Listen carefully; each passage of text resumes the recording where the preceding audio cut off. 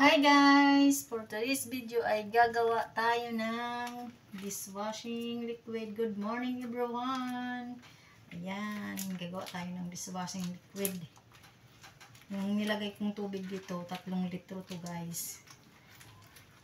3.5 litro. Ayan, ganyan lang kadali gumawa.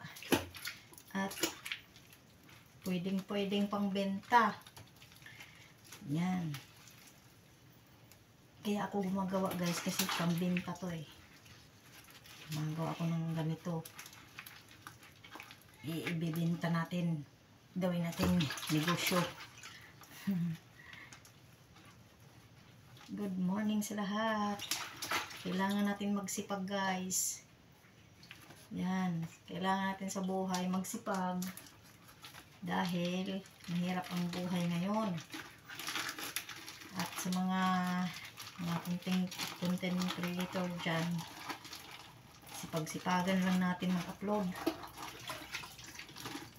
para ma-monetize tayo guys.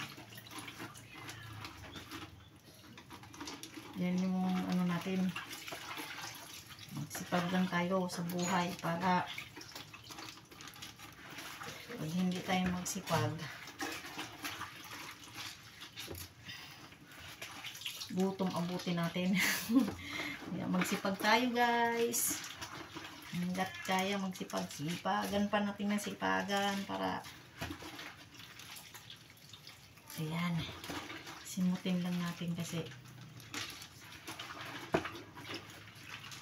para hindi sayang. Ayan guys, ang ating dishwashing, ganun lang kadali.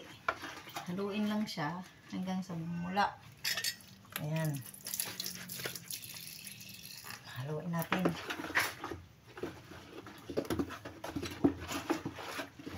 Hanggang wala na yung buo niya sa ilalim.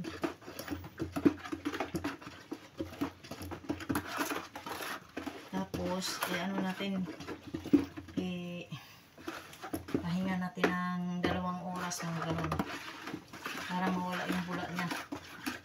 Pag nawala na yung bula niya, pwede na natin isalin sa mga plastic batting ng ganito. Pwede natin lagay dyan. Okay? Ito. Ito sa karami. O.